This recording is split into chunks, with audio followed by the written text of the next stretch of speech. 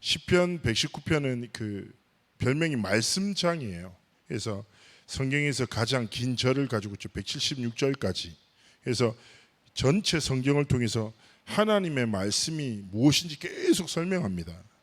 그래서 오늘 우리가 각인이란 제목으로 함께 좀 말씀을 나눌 건데요, 우리의 삶에 다른 각인이 아니라 하나님의 말씀의 각인, 하나님의 복음의 각인을 통하여 각인된 것이 인생의 가장 중요한 순간의 열매로 나타나듯이 우리의 인생의 가장 위기의 순간, 응답의 순간, 가장 중요한 때 내가 드러나거나 내 과거의 상처가 드러나는 것이 아니라 뭐예요?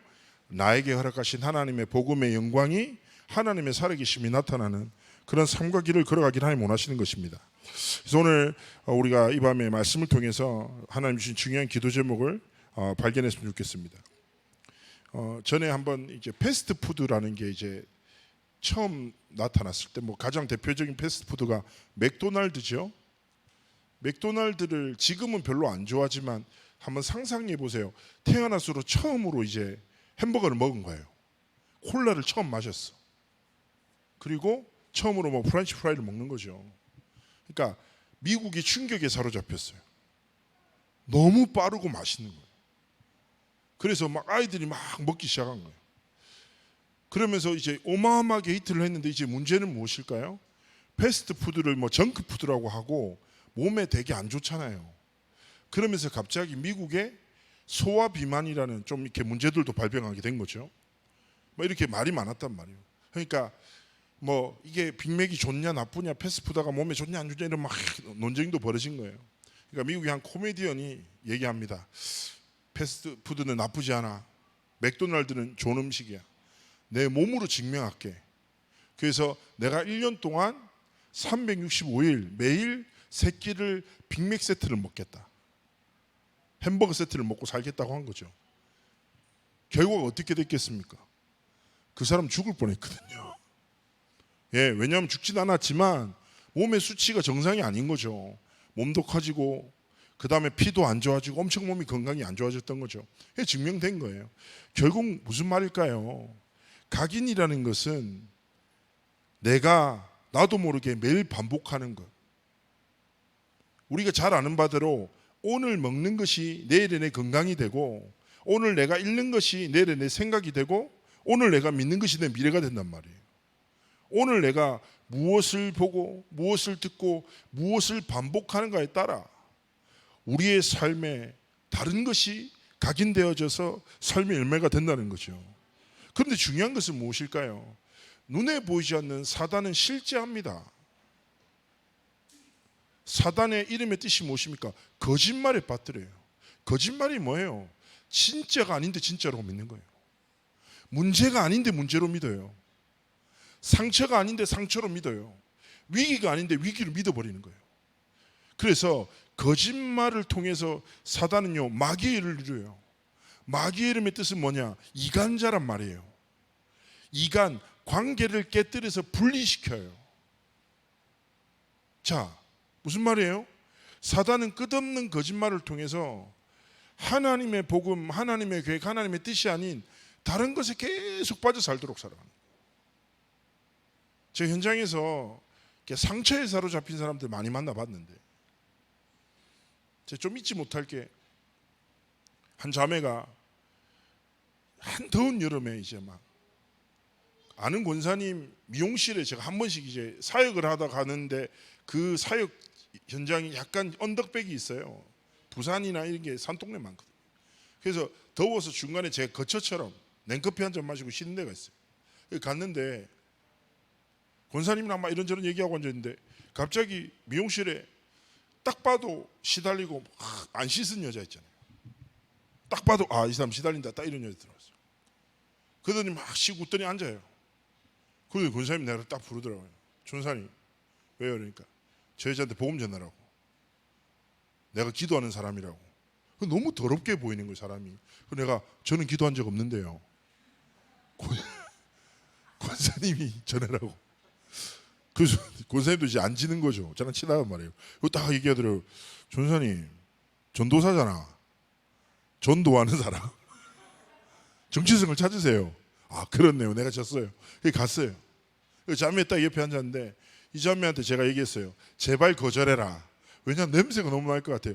그래가지고 딱 내가 아가씨 저랑 대화 좀 나누실래요? 이랬더니 이 자매가 딱 저를 보더니 손을 딱 잡으면서 얼마든지 대화를 나눌 수 있다는 거예요. 와 진짜 미친 줄 알았어요. 더운데 막 이 냄새가 막 나요. 그래서 왜 이럴까 딱 했는데 쉽게 얘기하면 이 여자가 그 이제 이렇게 남자랑 이렇게 교제를 한 거예요. 근데 이 남자가 공부하는데 막 서포트했어. 열심히 일해갖고 월급 가지고 이 남자 공부도 시키고 학원비도 대주고 공무원 준비되도록 다 도와준 거예요. 대충 어떤 스토리인지 아시겠죠? 이 남자가 또 붙었어. 붙자마자 이 여자를 버린 거예요. 근데 이 여자가 너무 화가 나는 거예요. 그래서 너무 상처가 돼서 매일 밤마다 그 사람을 원망하고 저주하고 그러면서 계속 술을 먹는데 갑자기 시커먼 게 자기 속으로 확 들어오더래요. 그때부터 정상적인 삶과 여정을 걸어갈 수 없는 거예요. 가는 데마다 술 먹고 사고 치고 관계를 깨뜨리고 무너지고. 근데 어느 순간부터 내가 술을 먹는 것이 아니라 술이 나를 먹는 건지 뭐가 뭔지도 모르게끔 삶이 완전히 분리되고 무너진 거예요. 그래서 제가 이 자매 딱 해서 얘기했죠. 그러냐. 그래서 내가 아니 그 남자가 그래 당신의 인생이 중요하냐. 사단이 그 상처를 통해서 당신의 인생을 무너뜨리고 있지 않냐. 내가 살 길 하나밖에 없다. 예수 그리스도의 복음을 전파하고. 그리고 치유사역에 되게 쉽지 않은 게 치유사역이 오래 걸리거든요. 근데 다행히 이 여자가 그렇게 오래 안 됐어요. 그래가지고 그리스도를 딱 영접하고 괜찮아졌어요. 제가 다락방 하기로 딱 하고 부탁했어요. 다음 주에 올 때는 꼭 목욕하고 머리 감고 오라고 내가. 너무 힘들어가지고. 근데 머리 감고 딱 하더니 멀쩡해졌어 사람이. 그렇게 말씀 운동하고. 지금 이제 부산교회 집사거든요. 시집 갔습니다. 제가 결혼할 때 칫솔이랑 그 치약 세트 선물도 했는데 하도 충격적이었어 그날. 자 무슨 말입니까? 사단은요 그렇다니까요. 헤어질 수 있죠. 나쁜 사람 만날 수 있잖아요. 그렇지 않아요? 세상에 좋은 사람밖에 없어요. 얼마나 이상한 사람 많은데 있을 수 있지. 근데 중요한 건 뭐예요? 그 사람과 있었던 말이 상처가 뭐예요? 내 마음과 생각을 완전 사로잡아버리는 거예요. 계속 반복하는 거예요. 그럼 어떻게 돼요? 거짓말에 빠지면 결국에 어떻게 돼요? 관계가 계속 끊어진다니까. 하나님과의 관계, 사랑과의 관계 계속 끊어져요. 그래서 기억하셔야 돼요. 하나님이 우리에게 주신 복음이 무엇입니까? 구원의 복음이 무엇입니까? 예수 그리스도의 복음이 무엇입니까? 한 단어예요. 그리스도께서 화목 제물이 되셨다는 거예요. 화목 제물. 이 무슨 말이에요? 모든 무너진 관계를, 그죠? 깨어진 관계를 그리스도의 복음을 통해서 완전히 회복시키시는 거예요. 그래서 구원의 축복이 무엇입니까? 하나님과의 관계가 회복돼요. 우리의 삶에. 그죠? 죄와 저주와 불신앙으로 인해서 무너질 수밖에 없는 우리 인생에 그리스도의 복음을 통해서 하나님과의 관계가 회복되죠. 그리고 진짜 복음 가진 사람은 어떻게 됩니까? 사랑과의 관계, 무너진 가정과, 그죠? 깨어져 있는 모든 현장과의 관계를 하나님 회복시키세요. 그렇다면 중요한 것은 무엇입니까? 모든 것을 회복해 하시는 하나님이 우리의 삶이 다른 것이 각인되는 것이 아니라 생명과 창조의 주 되시는 하나님의 말씀으로, 하나님의 복음으로 각인되기를 원하시는 것입니다. 그래서 기억할 것은 뭐냐? 저는요 사회 갈 때마다 어떤 문제를 가진 사람이든지 문제를 해결하기 위해서 영적 생활 하지 말라는 거예요. 그게 목적이 되면 안 돼요. 저는 제가 사회 가다가 동성애를 하는 애를 만난 적이 있거든요. 이 친구가 저한테 갑자기 주일에 앉아서 새우탕면 먹는데 선생님 저 레지예요 이렇게. 제가 처음 만나서 당황했어요 사실. 레즈비언이 여자애가 여자를 좋아하는 거잖아요. 랩런트인데. 처음에 당황했는데 절대로 사역자는 당황을 표현하면 안 되거든요. 그래서 딱 이렇게 해서 아 그랬었구나. 그러니까 얘가 자기 속 얘기를 막 하더라고요. 제가 사실은 기도도 하고 하나님 앞에 울면서 기도했는데 이게 해결이 안 된다는 거예요. 미치겠다는 거예요. 그래서 제가 얘기했어요. 아 그래. 네 삶에 레즈비언, 동성애가 문제지. 근데 문제가 아니다. 그죠?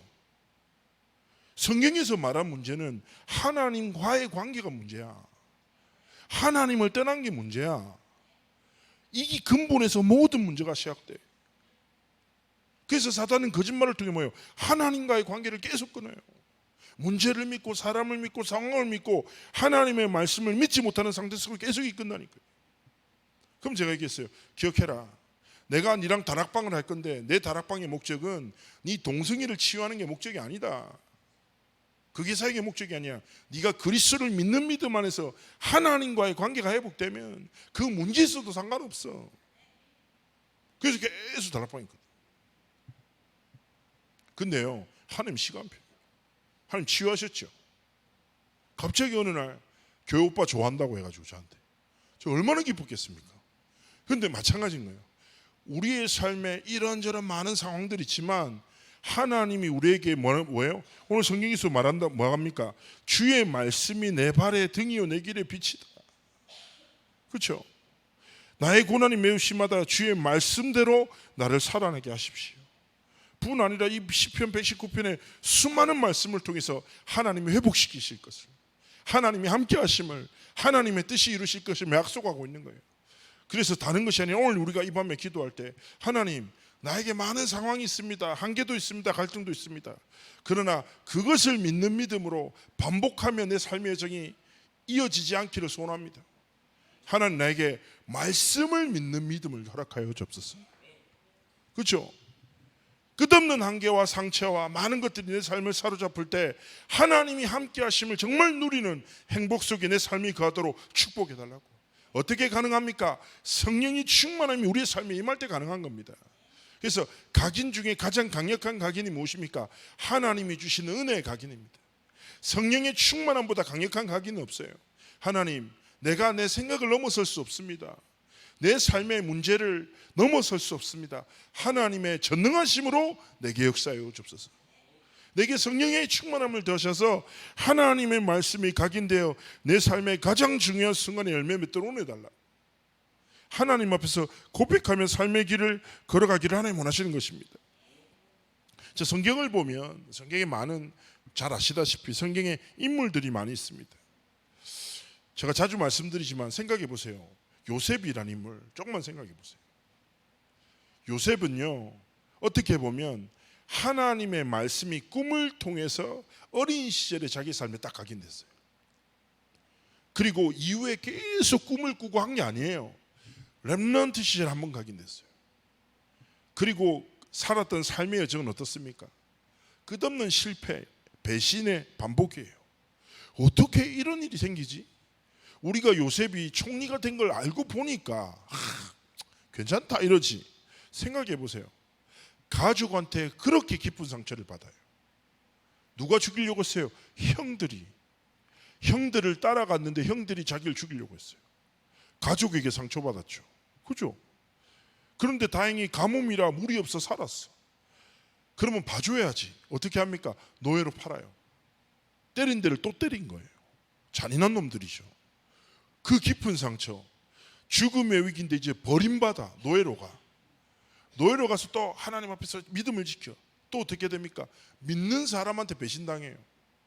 보디발의 부인, 잘 아시잖아요. 과정 속에서 요셉은 믿음을 지킨다니까. 하나님, 저는 하나님과 주인 앞에서 범죄할 수 없습니다. 고백해요. 그럼 우리의 상식대로라면 믿음에 고백하면 보디발의 부인이 회개를 해야 되잖아요. 그렇잖아요. 어떻게 합니까? 누명 씌우잖아요. 근데 보디발도 아무 말도 안 하고 보내버려요.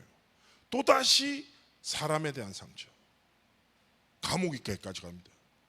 저 같았으면 감옥쯤에서 인생을 마감했어요. 엄청 분노하면서 더러운 세상 이러면서 그랬을 것 같아요. 근데 중요한 것은 뭐예요? 요셉이 그 많은 시련과 갈등과 어려움 속에서 삶의 여정을 걸어갔지만 요셉에게 지워지지 않는 한 가지가 뭡니까? 하나님의 각인된 언약이에요. 언약에 하나님이 반드시 이 언약을 성취하신다. 현실을 믿고 산 게 아니라 현실을 허락하신 하나님의 말씀을 믿는 믿음으로 살았어요. 그래서 현실과 문제와 갈등에 흔들리지 않고 하나님의 말씀을 믿는 믿음으로 뭡니까? 끝없는 신앙의 고백을 통해서 하나님의 뜻과 계획을 이루시기를 원합니다. 그래서 우리가 오늘 이 밤에 하나님 앞에 무엇을 기도해야 되겠습니까? 하나님, 진짜 내 삶에 은혜를 주십시오. 영적 사실을 볼 수 있는 눈을 열어주십시오. 하나님의 복음이 날마다 내 삶에 각인되도록 역사하여 주옵소서. 하나님, 그래서 내 삶을 통하여 하나님의 말씀의 성취가 분명히 나타나도록 은혜를 달라고 우리가 하나님 앞에 기도하며 믿음으로 서기를 원하시는 것입니다. 말씀의 결론을 맺고자 합니다. 우리가 계속 기도할 때 우리가 나도 모르게 기도하다 보면 자신의 삶의 필요를 따라 기도할 때가 많잖아요. 근데 마태복음 6장 33절에 너희는 먼저 그의 나라와 의를 구하라. 그래야면 내가 이 모든 것을 너에게 더할게. 근데 그 앞에 성경에 어떤 내용이 나오냐? 내가 네 아버지인데 네 필요를 모를 것 같냐? 필요를 기도하는 거는 이방인들이 기도하는 거지. 내가 네 필요 다 알아. 네가 뭐가 필요한지 다 아니까 내가 필요한 걸 기도해라고 하시는 거예요. 그러면 하나님이 오늘 밤에 우리가 다른 것이 아니라 성삼위 하나님의 전능하심으로 내 인생과 내 가정과 내 후대 일에 내 업의 현장 위에 주인 되셔서 역사하시고 말씀이 성취되게 하시고 사단의 거짓말은 무너지고 하나님의 진리의 복음만이 나타나도록. 그래서 뭐예요? 말씀이 내 발의 등이요 내 길의 빛이. 내가 오직 하나님의 말씀을 따라 하나님 앞에 믿음으로 내 삶의 여정이 드려지도록 함께 하시고 축복해 달라고 우리가 하나님 앞에서 기도하기를 원하시는 것입니다. 그래서 오늘 밤에 우리가 함께 하나님 앞에 서기를 원합니다. 먼저 우리 한 5분에서 10분 정도 조용히 깊게 호흡하세요. 호흡하면서 하나님 나를 치유하시고 나를 새롭게 하시고 하나님의 전능하심으로 나를 완전히 사로잡아 달라고. 나는 하나님의 것입니다. 내 삶은 하나님의 것입니다. 함께 하시고 축복해 달라고. 그리고 성삼위 하나님이 보좌의 능력으로 내 삶 가운데 기름 부어 달라고. 우리 시간 하나님을 바라보며 깊이 호흡하며 하나님 앞에 기도하시겠습니다. 기도합니다.